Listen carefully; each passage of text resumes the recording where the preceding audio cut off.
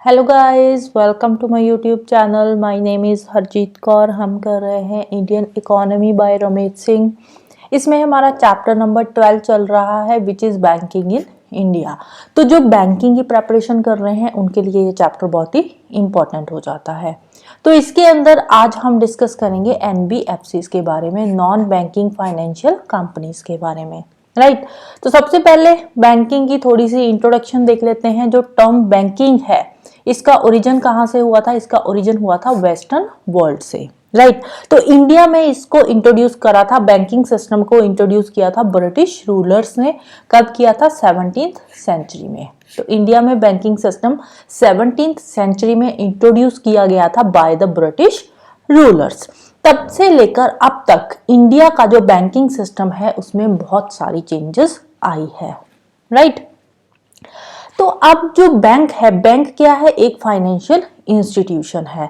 अब financial institution में एक तो आ जाती है बैंक्स, फाइनेंशियल इंस्टीट्यूशन के अंदर एक तो बैंक्स आ जाती है और एक नॉन बैंक्स आ जाते हैं, राइट। जो बैंक्स है वो भी फाइनेंशियल इंस्टीट्यूशन है और जो नॉन बैंक्स है वो भी फाइनेंशियल इंस्टीट्यूशन है। बैंक्स का काम क्या होता है? बैंक्स का काम होता है डिपॉजिट्स लेना एंड लोन्स देना, mobilising deposits and forwarding loans. कि लोग जो है, लोगों का पैसा उनको डिपॉजिट करना, अपने पास लेना, और जिन लोगों को जरूरत है पैसे की उनको लोन्स की फॉर्म में वही पैसा आगे देना। तो ये सिंपल सा काम है। वैसे देखने को जितना सिंपल लगता है उतना सिंपल है नहीं है, राइट। तो बेसिकली एक बात याद रखना है कि बैंक्स का काम है डिपॉजिट्स लेना एंड लोन्स देना। और ये जो डिपॉजिट्स बैंक्स लेती है, ये डिपॉजिट्स दो तरह के होते हैं। कौन कौन से? एक तो होते हैं टर्म डिपॉजिट और एक होते हैं डिमांड डिपॉजिट्स, राइट।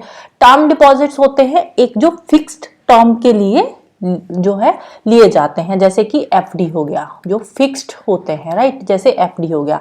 और डिमांड डिपॉजिट्स में क्या आ जाते हैं? सेविंग अकाउंट्स हो गया या फिर करंट अकाउंट हो गए, तो ये आ जाते हैं डिमांड डिपॉजिट्स के अंदर, right. Term deposit and demand deposit दो तरह के ये डिपॉजिट्स होते हैं।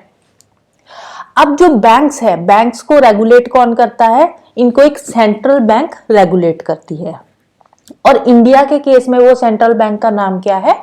Reserve bank of India. Banks जो है इनको आगे रेगुलेट कौन करता है? Central bank which is reserve bank of India. अब दूसरी कैटेगरी पे चलते हैं। ये तो बैंक्स का काम था, डिपॉजिट्स लेना, लोन्स देना, और रेगुलेट इनको करता है आरबीआई। अब दूसरी कैटेगरी आ जाती है फाइनेंशियल इंस्टीट्यूशन के अंदर नॉन बैंक्स की। नॉन बैंक्स के जो फंक्शंस है वो ऑलमोस्ट बैंक्स के साथ मिलते जुलते ही होते हैं, लेकिन दोनों में मेजर डिफरेंस क्या आ जाता है? मेजर डिफरेंस आता है इस डिमांड डिपॉजिट्स का। अब जो नॉन बैंक्स है वो डिमांड डिपॉजिट्स में डील नहीं करती। नॉन बैंक्स में सिर्फ और सिर्फ टर्म डिपॉजिट्स ही होते हैं। It does not allow its depositors to withdraw money from their accounts. Demand deposits में सेविंग अकाउंट्स, करंट अकाउंट्स, यही तो है ना कि जब लोगों को जरूरत है वो पैसा निकलवा सकते हैं, लेकिन यहाँ पे ऐसा नहीं होता। यहाँ पे सिर्फ और सिर्फ फिक्स्ड डिपॉजिट्स ही होते हैं, टर्म डिपॉजिट्स ही होते हैं। यहाँ पे डिमांड डिपॉजिट्स नॉन बैंक्स के अंदर नहीं होते, राइट। अब जो नॉन बैंक्स है उनका काम करने का अलग तरीका है। वो अलग अलग जो है फील्ड्स में अलग अलग प्रोडक्ट्स में काम करती है, जैसे कि एक्सेप्टिंग डिपॉजिट्स, जो फिक्स्ड डिपॉजिट्स है वो एक्सेप्ट करती है। Making loans, advances, leasing, hire purchase, ये सारे काम कौन करती है? NBFCs, right. अब एनबीएफसी जो होती है वो कुछ ऐसी एक्टिविटीज है जिसको वो अपनी प्रिंसिपल बिजनेस नहीं बना सकते। जो नॉन बैंक्स है वो कुछ ऐसे प्रोडक्ट्स है या ऐसी एक्टिविटीज है जिनको वो अपना प्रिंसिपल बिजनेस नहीं बना सकते। तो वो कौन सी एक्टिविटीज है, कौन से प्रोडक्ट्स है जिनको वो अपना मेन बिजनेस नहीं बना सकते? जैसे कि एग्रीकल्चर हो गया, इंडस्ट्री हो गया, सेल परचेज का काम हो गया, या फिर कंस्ट्रक्शन ऑफ इमूवेबल प्रॉपर्टी हो गया। तो इनमें जो एग्रीकल्चर है, जैसे एग्रीकल्चर को लोन देना, तो इसको वो अपना मेन बिजनेस नहीं बना सकती। एग्रीकल्चर को लोन दे सकती है साइड बाय साइड, बट ऐसे नहीं है कि एक ऐसी एनबीएफसी बन के तैयार हो गई है जो सिर्फ और सिर्फ एग्रीकल्चर में ही डील कर रही है, ऐसा नहीं हो सकता। एग्रीकल्चर को जो एनबीएफसी है वो अपना प्रिंसिपल या प्राइमरी बिजनेस नहीं बना सकती। इंडस्ट्री को वो अपना प्राइमरी बिजनेस नहीं बना सकती। सेल परचेज हो गया, कंस्ट्रक्शन ऑफ इमूवेबल प्रॉपर्टी हो गया, इन इन सब चीज़ों को वो अपना प्रिंसिपल बिजनेस नहीं बना सकती। अब क्यों नहीं बना सकती इसको अपना वो प्रिंसिपल बिजनेस? रीजन बीइंग, आप देखो एनबीएफसीज में ज्यादातर कौन होते हैं? जो प्राइवेट सेक्टर होता है। तो अब तो ऐसा भी फिर अगर ये इसी को अपना प्रिंसिपल बिजनेस बना लिया, जैसे इंडस्ट्री को ही लोन देना शुरू कर दिया, कोई एक ऐसी एनबीएफसी आ गई, तो वो क्या करेगी? ऐसे रिलायंस वाले फिर ये तो अपनी ही एनबीएफसी खोल के बैठ जाएंगे और अपने बिजनेस को ही खुद से लोन दे रहेंगे, तो वो पैसा वहीं पे घूमता रहेगा, मार्केट में तो आएगा ही नहीं। तो इसीलिए जो एनबीएफसी है वो एग्रीकल्चर, इंडस्ट्री, सेल परचेज, इन सब चीजों को अपना प्रिंसिपल बिजनेस नहीं बना सकती, राइट। पब्लिक से फंड्स रेस होते हैं, एनबीएफसी पब्लिक से फंड्स लेती है, डायरेक्टली भी लेती है और इनडायरेक्टली भी लेती है, और आगे उन फंड्स को अल्टीमेट जो स्पेंडर्स होते हैं उनको वो पैसा लेंड कर देती है, उनको पैसा वो फंड्स को आगे दे देती है। और जो लोन्स होते हैं, जो एनबीएफसी लोन्स देती है वो होलसेलर को देती है, अलग अलग रिटेल ट्रेडर्स को, स्मॉल स्केल इंडस्ट्रीज को या सेल्फ एम्प्लॉयड पर्संस को लोन देती है। मतलब कि ऐसे लोगों को एनबीएफसी लोन देती है जिनको बैंक्स जो है वो इजीली लोन्स नहीं देती, तो उन लोगों को एनबीएफसी क्या है वो लोन देती है। तो इसके अलावा वो अलग अलग प्रोडक्ट्स में, अलग अलग सर्विसेज में, फाइनेंशियल सेक्टर के जो अलग अलग प्रोडक्ट्स या सर्विसेज होती है उनमें वो डील करती है, राइट। अब जो एनबीएफसीज है धीरे धीरे ये काफ़ी अपनी सर्विसेज को अच्छा बना रही है। क्यों? क्योंकि ये कस्टमर ओरिएंटेड सर्विसेज प्रोवाइड करती है। सिंप्लीफाइड प्रोसीजर, इनके प्रोसीजर सिंपल होते हैं जो इजीली जो कस्टमर्स हैं वो फुलफिल कर लेते हैं। अट्रैक्टिव रेट ऑफ रिटर्न, जो डिपॉजिट्स होते हैं उन पे इंटरेस्ट रेट बड़ा अच्छा देते हैं, लेकिन यहाँ पे कोई सिक्योरिटी नहीं होती। जैसे बैंक्स होते हैं, बैंक्स की सिक्योरिटी होती है, इन केस बैंक डूब जाए तो 5 लाख तक का जो आपका पैसा होगा वो इंश्योर होगा, वो आपको मिलेगा ही मिलेगा अगर बैंक डूब गई तब भी। लेकिन एनबीएफसी के केस में ऐसा नहीं होता। बट इनका जो रेट ऑफ रिटर्न है डिपॉजिट्स पे वो बहुत अच्छा होता है। इनका जो रेट ऑफ इंटरेस्ट होता है वो बैंक्स के कंपैरेटिवली ज्यादा होता है। फ्लेक्सिबिलिटी होती है and timeliness in meeting the credit needs of specified sector. Specific sector की क्रेडिट नीड्स को वो इजीली जो है फुलफिल कर देती है, टाइमली उसको फुलफिल कर देती है, राइट। इसके अलावा एनबीएफसीज के रेगुलेटर की बात करें तो आरबीआई एनबीएफसीज को रेगुलेट करती है, और आरबीआई के अकॉर्डिंग एनबीएफसीज की डेफिनेशन क्या है? A financial institution formed as a company involved in receiving deposits or lending in any manner। एक ऐसा फाइनेंशियल इंस्टीट्यूशन जो कि डिपॉजिट्स लेता है और लैंडिंग मतलब पैसा उधार पे देता है, इन एनी मैनर, किसी भी तरीके से वो आगे पैसा उधार पे देता है। अब वो डिपॉजिट्स होते हैं वो कौन से होते हैं? मतलब डिपॉजिट्स लेती है, ऑल्दो वो डिमांड डिपॉजिट्स नहीं लेती बट टर्म डिपॉजिट्स में डील करती है, नॉन बैंक फाइनेंशियल कंपनीज। तो लायबिलिटी स्ट्रक्चर के बेसिस पे जो एनबीएफसीज है उनको 2 कैटेगरीज में डिवाइड किया गया है। कौन सी? एक तो डिपॉजिट टेकिंग हो गई और दूसरी होगी नॉन डिपॉजिट टेकिंग।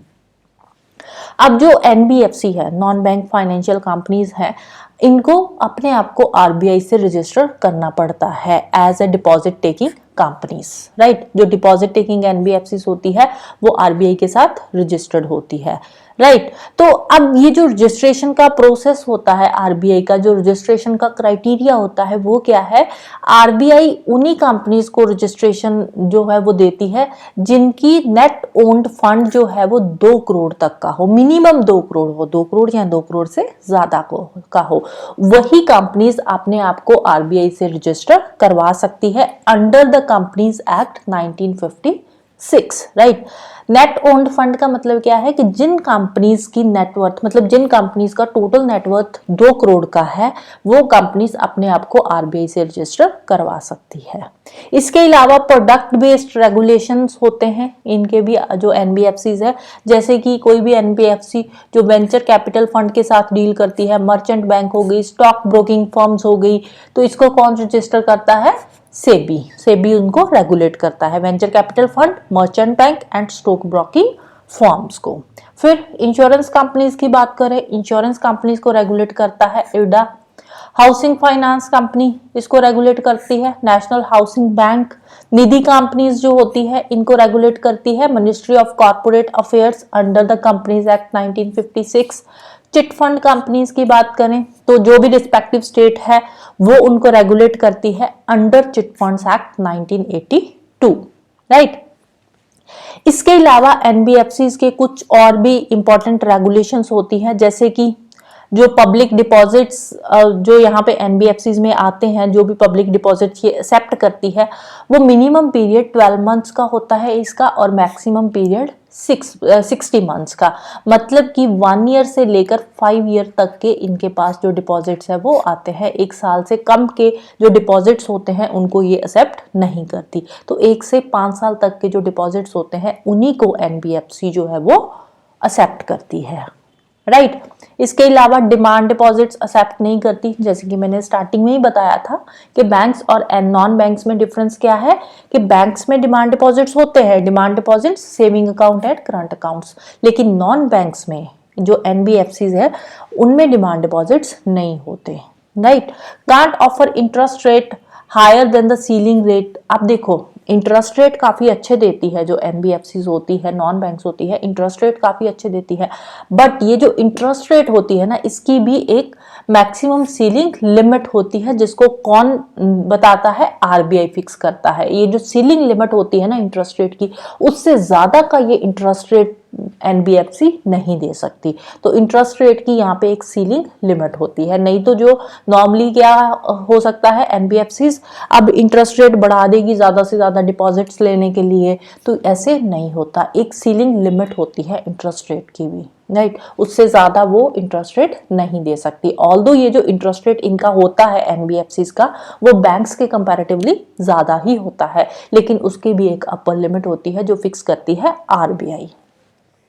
गिफ्ट्स हो गए, इंसेंटिव्स या कोई भी एडिशनल बेनिफिट्स ये अपने डिपॉजिटर्स को नहीं दे सकती। इसकी जो एक ग्रेड क्रेडिट एजेंसीज होती है, जो भी ग्रेड क्रेडिट रेटिंग, तो उसकी जो मिनिमम क्रेडिट रेटिंग है वो इनको मेंटेन करके रखनी पड़ती है।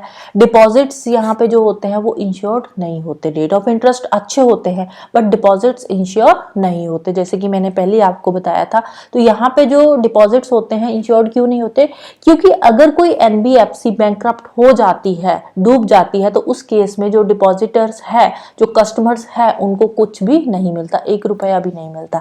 लेकिन बैंक्स के केस में अगर कोई बैंक जो है वो डूब जाती है या बैंकक्रप्ट हो जाती है, तो लोगों को 5 लाख तक मिनिमम जो 5 लाख होते हैं उतने मिलेंगे ही मिलेंगे, राइट। 5 लाख तक उनके जो है इंश्योर्ड होती है अमाउंट। जैसे कि फॉर एग्जांपल किसी ने 10 लाख बैंक में जमा करवाए हैं, वो बैंक जो बैंकक्रप्ट हो गया, तो उस केस में उस बंदे को 5 लाख मिल जाएंगे। 10 लाख तो नहीं मिलेंगे बट 5 लाख उसको मिल जाएंगे। अगर किसी ने 2 लाख 3 लाख ही जमा करवाए हुए हैं तो उसको पूरा अमाउंट अपना मिल जाएगा। अगर बैंक डूबती है तो उस केस में, बैंक डूबती है उस केस में आपका 5 लाख तक की जो अमाउंट होती है वो सिक्योर होती है। लेकिन एनबीएफसीज में कोई भी सिक्योरिटी नहीं होती, पूरे के पूरे पैसे ही डूबेंगे आपके, चाहे 2 लाख हो, 3 लाख हो या जितने भी हो, पूरे के पूरे पैसे आपके डूब जाएंगे एनबीएफसीज के केस में। लेकिन यहाँ पे रेट ऑफ इंटरेस्ट बैंक्स के कंपैरेटिवली ज्यादा है, रिटर्न आपका ज्यादा आता है, राइट। अब जो रिपेमेंट होती है उसकी आरबीआई कोई गारंटी नहीं देती। अब जो एनबीएफसीज है इनको कैपिटल एडिक्वेसी रेशियो को मेंटेन करके रखना पड़ता है as prescribed by the RBI. मतलब कि कैपिटल एडिक्वेसी रेशियो क्या होती है कि मिनिमम एसेट्स, जो मिनिमम अमाउंट है, इनको अपनी मेंटेन करनी पड़ती है बैंक्स की, इन केस की जरूरत पड़ जाए इमरजेंसी केसेस के लिए, राइट। इसके अलावा एनबीएफसीज की बात करें तो आरबीआई ने कुछ पॉलिसी चेंजेस अनाउंस किए थे एनबीएफसीज के लिए। कौन से, जैसे कि एनबीएफसीज की जो 3 अलग अलग कैटेगरीज है उनको मर्ज करके एक ही एनबीएफसी बना दी जाएगी। कौन सी NBFC? NBFC investment and credit companies, NBFC ICC, investment and credit companies. कौन सी 3 कैटेगरीज को मर्ज करना है इसमें? Asset finance companies, investment companies and loan companies. इन तीनों को मर्ज करके एक एनबीएफसी बना दी गई है जिसका नाम है NBFC investment and credit companies, right. इसके अलावा एक्टिविटीज जो होएगी उनको वो रेगुलेट करेगी, एंटिटी को रेगुलेट नहीं करेगी। फाइनेंशियल इंक्लूजन को प्रमोट करने के लिए आरबीआई ने एनबीएफसीज की 2 कैटेगरीज यहाँ पे इंट्रोड्यूस करी है। कौन सी 2 कैटेगरीज है? एक तो है पीयर टू पीयर और दूसरा है अकाउंट एग्रीगेटर। अब ये दोनों क्या है, peer to peer and account aggregator. Peer to peer में क्या है, पीयर टू पीयर के अंदर एक ऐसा प्लेटफॉर्म बनाया जाएगा, एक ऐसा इलेक्ट्रॉनिक प्लेटफॉर्म बनाया जाएगा जिसमें एक एनबीएफसी, जिसके थ्रू इलेक्ट्रॉनिक प्लेटफॉर्म होगा, जिसके थ्रू जो एक एनबीएफसी है वो दूसरे एनबीएफसी को पैसा दे भी सकती है, ले भी सकती है। मतलब कि एक ऐसा ई प्लेटफॉर्म यहाँ पे बनाया जाएगा जिसके थ्रू एक एनबीएफसी जो है वो एज ए लेंडर भी डील कर सकती है और एज अ बोरोवर भी डील कर सकती है। मतलब एक एनबीएफसी दूसरे एनबीएफसी को पैसा दे भी सकती है और उससे पैसा ले भी सकती है, एज ए लेंडर भी काम करेगी और एज ए बोरोवर भी काम करेगी। लेकिन ये जो इलेक्ट्रॉनिक प्लेटफॉर्म बनाया जाएगा ये सिर्फ कंपनीज के लिए ही होगा, एनबीएफसी के लिए ही होगा, इसमें कस्टमर्स इन्वॉल्व नहीं होंगे। फिर दूसरा है अकाउंट एग्रीगेटर। अकाउंट एग्रीगेटर में क्या आता है कि एक ऐसा प्लेटफॉर्म बनाया जाएगा जहां पे जो कंपनीज है उनकी पूरी की पूरी इंफॉर्मेशन को एग्रीगेट किया जाएगा। उसके बेसिस पे फिर आगे कस्टमर्स को बताया जाएगा कि कौन सी कंपनी ज़्यादा फायदा देगी। मतलब कि एक ऐसा प्लेटफॉर्म बनाया जाएगा जिसमें कंपनीज की कोई भी ए बी सी कंपनीज है तो ए की पूरी डिटेल्स होगी कि उसने कैसा पिछले 5 साल में या पिछले 10 सालों में उसने कैसा परफॉर्म किया है, तो उसकी पूरी की पूरी डिटेल्स यहाँ पे ए की होगी। बी कंपनी है उसकी की पूरी डिटेल्स होगी पिछले 5 साल की या पिछले 10 साल की जो भी है, जिसके बेसिस पे मतलब प्रॉपर अकाउंट एग्रीगेटर होगा सारी कंपनीज का जिनके साथ भी ये डील करते हैं, तो उसकी की पूरी इंफॉर्मेशन ये आगे अपने कस्टमर्स को देंगे, उसके अकॉर्डिंग फिर कस्टमर्स इन्वेस्ट करेंगे इनमें। राइट, तो एक तरह का ये कस्टमर्स के लिए बेनिफिट है अकाउंट एग्रीगेटर का, क्योंकि इसमें अब देखो जो हम आगे एस्टिमेट्स लगाते हैं वो किसके बेसिस पे एस्टिमेट्स लगाते हैं, पास्ट परफॉर्मेंस के बेसिस पे ही लगाते हैं ना, कि कंपनी की पास्ट परफॉर्मेंस कैसी रही है।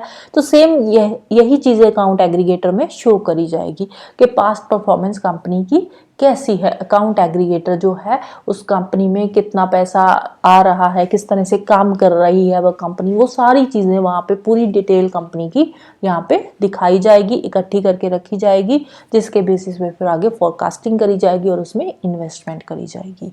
Right, so that's all for today. Next हम डिस्कस करेंगे आरबीआई के बारे में।